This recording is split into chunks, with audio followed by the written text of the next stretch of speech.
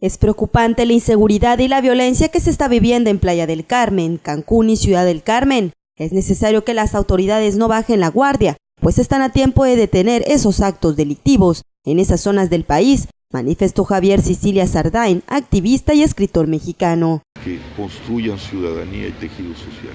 Haciéndonos responsables de que todos somos hermanos, entender que la patria, el lugar, la provincia, no simplemente es un lugar donde nacimos, los que estamos y vivimos ahí deberíamos de vernos como familia, como hermanos. Lo que le pase a uno debe de ser asumido por todos y moverse, protestar y desobedecer civilmente para que esto se detenga en el momento en que deba de detenerse. Si no, pues están viendo lo que le está pasando al resto del país, ya no hay forma de detenerlo. Destacó que mientras la impunidad y la corrupción rijan la vida de los gobernantes, el crimen organizado será lo que rija la voluntad de los gobiernos. No vamos a acabar, ese es el error de Felipe Calderón, querer acabar con el narcotráfico, es absolutamente absurdo, ¿no? Son gente que está ahí, para mí son empresarios ilegales, y que atacar la droga prohibirla es generar este tipo de violencia que no nos está llevando más que a la muerte, a la destrucción, y no está disminuyendo un ápice ni del trasiego ni del consumo, ¿no? O sea, la droga para mí siempre ha sido mi argumento, no es un tema de seguridad nacional, es un tema de salud pública. Y el haber atacado a los cárteles como se atacaron generó el verdadero crimen organizado, que es el secuestro, la extorsión, la trata.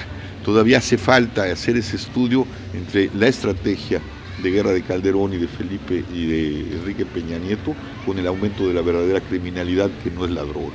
Resaltó que el gobierno de Enrique Peña Nieto ha sido peor que el de Felipe Calderón, ya que no solo dio continuidad a la estrategia fallida del combate al crimen organizado, sino que ha ocultado lo que sucede en el país, escondiendo el número de muertos y desaparecidos. La situación es tremendamente alarmante y mucho más grave que con la del sexenio de Felipe Calderón. Además, hay que recordar que la deuda de los muertos y los desaparecidos no es una deuda de gobierno, es una deuda de Estado.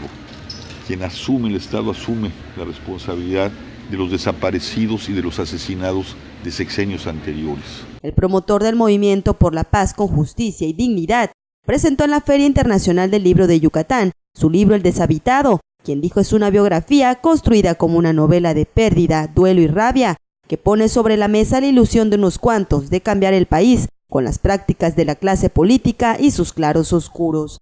Esta obra responde a su tragedia personal, el asesinato de su hijo Juan Francisco, junto con 6 personas más, en Morelos en 2011. También refleja su duelo, el de su familia y el de los familiares de miles de víctimas de la guerra contra el narcotráfico emprendida por el expresidente Felipe Calderón y que continuó Enrique Peña Nieto. Los diálogos que fueron fundamentales, diálogos públicos, cosa que habían estado pidiendo los muchachos del movimiento del 68 y nunca se había logrado en este país.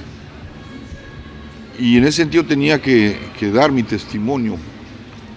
Otro es porque yo me lo debía a mí mismo, tenía que pasar a través de una forma, soy un escritor, pues esos momentos importantes y terribles de mi vida para que también otras víctimas que no tienen la capacidad de nombrar y de decir su dolor pudieran y puedan mirarse en ese libro, poder nombrar. Entonces tiene muchos niveles, tiene un nivel de testimonio político, un nivel de testimonio espiritual, interior, familiar, filosófico, político. Con imágenes de Antonio Ordóñez y Georgina Baselis, Notivisión.